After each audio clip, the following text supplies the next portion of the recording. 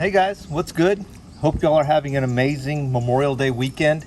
Weather is great here. It's sunny outside, and I wanted to give y'all a quick look at a watch I acquired pretty recently. This is the Seiko SNE497. It's one of their Solar Tuna watches, and just a really beautiful watch, really well made. You know, I had a version of the golden tuna, like the solar golden tuna version of this watch. Check out that video. But yeah, this one is just super nice, super good, and just really more my style. So it's one of the Solar Tuna watches, so it's got a solar quartz movement, which is really awesome. You can see that it does a pretty good job of hitting those markers too. Of course, it's a dive watch, so it's waterproof down to, let's see here, about 200 meters it looks like. You know, classic Seiko markers, and I really like this one. Of all their solar quartz watches, other than maybe the golden tuna, I think this is really the nicest one because the style is right. You know, it kind of harkens back to the vintage tunas that Seiko makes that everybody loves. But you know, the color is not too crazy. You know what I mean? It's not like some weird green color. The hands look really normal, and I really like this one a lot. Let me take it off so y'all can kind of see what it's like. Yeah, just a really pretty watch overall. You can see the back. You know, this one came with a bracelet, and again, this is the SNE497. It came with a bracelet, but my God, that bracelet is just garbage. I mean, it is awful. And so I put it on a 22 millimeter Seiko style strap. Let me put that back on real quick, 2 seconds. And there you go, we're back. And it just fits really well. It's very lightweight because it's a quartz watch. You know, and there's a little bit of room for customization on these.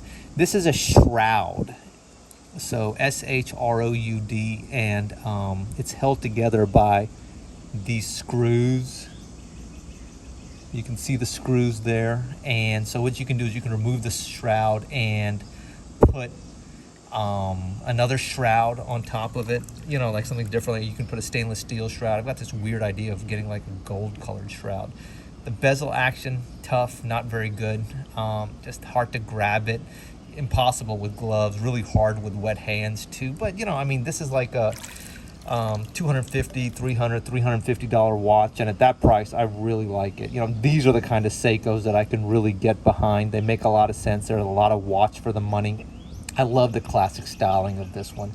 Guys, I hope you guys are having an awesome weekend, having an awesome holiday, and I just wanted to give you a quick look of a really nice watch. Look how nice that is. You know, look how nice it fits. The lug to lug is super short, so even on a small wrist like mine, it looks okay. I would, if you get this one, recommend taking it off of this, off of the awful bracelet and just putting it on a 22 millimeter rubber strap. It really makes a lot of sense. It's a really lightweight watch.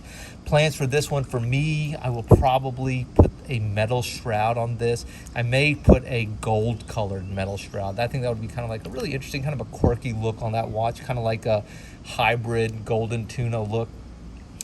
But yeah, the dial is really pretty, very legible, super good. Again, you know, the bezel really kind of lets it down. One cool thing about this bezel, the bezel action lets it down, but one cool thing about this bezel, from 0 to 15 is loomed, which is really cool. I don't think I've seen that in a Seiko at this price range before. See the crown at 430 here, so it's not really banged to my wrist. All right, I'm rambling as always, guys. I hope you like this quick on water or in water on wrist look at a Seiko Solar diver. This is the SNE497. Guys, rock on, be safe, be well, be healthy, be blessed, and I'll come back at y'all soon with some more content. Take care. Bye.